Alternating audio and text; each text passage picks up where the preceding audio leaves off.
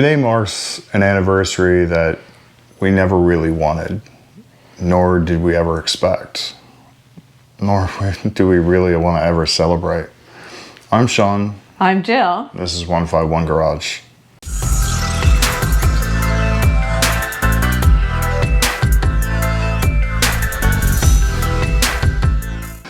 Five years ago today, Jill was diagnosed with breast cancer. That was devastating for both of us.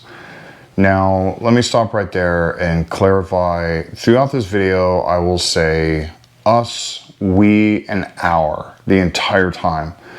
Because when somebody goes through cancer, they don't go through it alone. Anybody who thinks that somebody that's infected or has cancer goes through it by themselves is absolutely wrong. They do not go through it by themselves. They have to rely on family and friends that they can to be able to do things when they can't. Now, when I say that, it was devastating for both of us.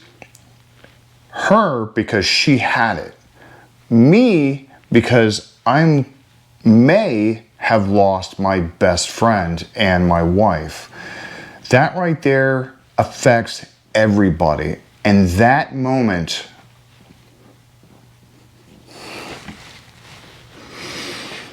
You okay? that moment changed everything. It changed how I thought about what we needed to do and what I needed to do to help her out. Everything I thought was important was absolutely not important. Hence, I didn't touch the cars. I didn't do anything. I took care of her. Now, the things I did for her, first off, let me state that she worked a full-time job the entire time, minus the operation that took 5 weeks. And the time I had chemo, I had that day off. So she had 1 day off every 2 weeks for chemo. The following Friday of the chemo day, she took off halfway through because if she didn't, she would literally be too tired to drive home. We know this because her boss had to drive her home the very first day. So if you don't know, during chemo, you usually get like steroids or something like that, some kind of drug to keep her active, keep everything going, keep her strength up. When that wears off, it's almost like a crash of like drinking a whole bunch of Coke or coffee and then all of a sudden crash. That's what she did every Friday or every other Friday. Yeah. So the Friday after she went through chemo. When she got home, she did nothing but relax and rest and recover from the day. Needless to say, I slept a lot. Yeah. So I took care of everything. And when I mean everything, I took care of the laundry. I took care of the dishes. I took care of the trash. I changed the bed sheets daily. And the linen for the shower daily. Every day. Every single day. She did nothing except come home and lay down or relax or whatever. That was her job. So those of you that don't know about chemo destroys everything. Yeah, I mean, depending on the kind of chemo that you have, you will lose your hair or you may not lose your hair. I had two kind of what's called hard chemos and two immunotherapy chemos. The hard chemos, like the Taxol, is one of them that I had that caused me to lose my hair. And it also makes you very sun sensitive. So I was stuck in the house a lot because I couldn't go out in the sun.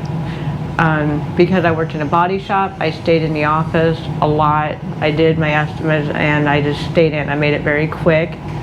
I was very careful. I had a very big supportive team at my job at Ford. And I was grateful for that, and I'm grateful for the support that I have here back then and still now. So one of the things I have to say is I am extremely proud of what she did while she still went through the chemo process and battling cancer. It was devastating to our lifestyle because we would go out, we would go to the beach, we would go out, you know, in the, not necessarily woods, but we would go out, try to hike a little bit and stuff like that. We were outdoorsy people. Go play in the yard, you know, garden, stuff like that. At that point, she wasn't allowed to do any of that. All of it was done because of the fact that her chemo destroyed her immune system. Yeah. We had to be especially careful. I even narked on her to her doctor to keep her from going out because she said, I don't care, I'm gonna go out. Yeah, I couldn't even go fishing.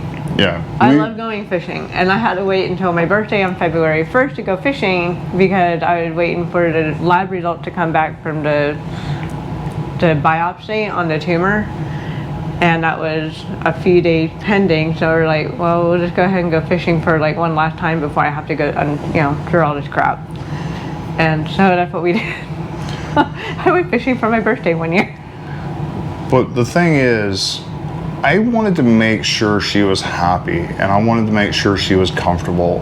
One of the deals that I made with her is to work on cars and do YouTube. That's why we're doing this channel. And we appreciate every single one of you that actually subscribed. If you haven't subscribed, please subscribe, help her out, help me make her dreams come true, because this is one of the things. She is a car girl through and through. She absolutely loves cars. She corrects me on the wrong car parts that I call out all the time. If you watch us, she'll notify you of my wrongdoings of when I call something out incorrectly. She knows. I know the body of the cars. I might be mechanically inclined. I'm bodily inclined. Yes. She knows exactly what all the body panels and all the stuff, and usually how everything goes together, because her body shop would tear them all apart. And she would kind of see the inner workings of a lot of these vehicles. Not necessarily this one, but a lot of the other vehicles. You locked it. So, you know, like I said, this is not an anniversary, but I wanted to put it out there telling you guys of exactly why we're doing this and what this date means. It's a date that I'll never forget because, like I said, our life changed. It was a very strong or a very difficult time for us. Uncertainties, but you know, the fact that she pulled through and kicked cancer's ass and she didn't let it beat her, even though I was worried all the time, every day. I worried because seeing her kind of deteriorate to the point where I was not 100% sure, I wasn't even 50-50 sure, it was devastating for me. But I had to keep a strong face and a strong, you know, will to keep her safe despite her own wanting to go out and rebel. But you know, she's here and I'm glad for that, you know. So I pretty much made it a point to just not be, how do you want to say, let it defeat me. I was bound and determined to kick its ass, and I did. And I'm pretty well open on talking about it. So if you guys have any comments down below, drop them. I'll answer them. If you have any question, like what kind I had, I'll answer you. So if you have somebody that's going through it, you can reach out to me, that's fine. If you have any kind of question of what to do, how to feel, how to act, what not to do. What to expect. Yeah. Drop it down in the comments. I will answer it. And if there's any questions for me on what to do if you're on the other side of that, the person supporting them, let me know. Because I'm telling you what, I probably went over and above what I probably had to do, but nothing's over and above taking care of the woman you love or the guy you love or whichever, you know, the child or anything like that. It was hard. I mean, I worked a 12-hour day, 10 to 12-hour day, and I still came home and did all that stuff before she even got home. Yeah. So I made sure when she came home, everything was done. That was my guarantee to her for her to just fight the cancer and not worry about anything else. So One thing I will tell you about me, though, I kind of poked fun at it when he had to shave my head. Because after the first round of chemo, my hair literally just started falling out within a matter of maybe a day. And he shaved my head, and I went into the office part, an accounting office at Ford. And the gals there know me pretty well. And they're like, oh no, Jill. I'm like, and I just ripped my bandana off. I'm like, I hated everything, and I just shaved it off. no. You gotta joke about it I sometimes. just poked fun about it, you know.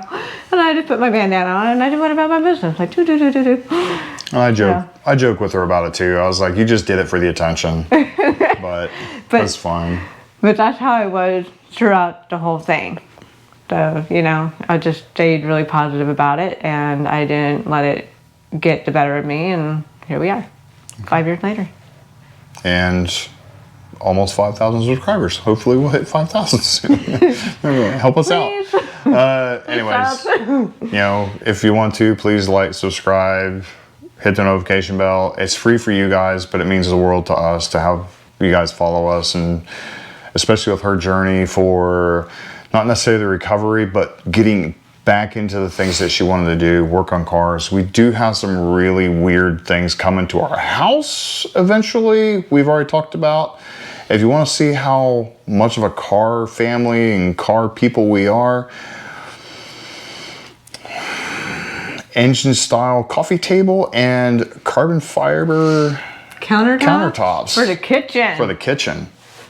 Come on, people. I have wood countertops out here, but I'll have carbon fiber countertops in the kitchen. Oh, since we're on the topic of coffee tables and countertops, we almost put a toolbox system in for our cabinets in the kitchen. Yeah.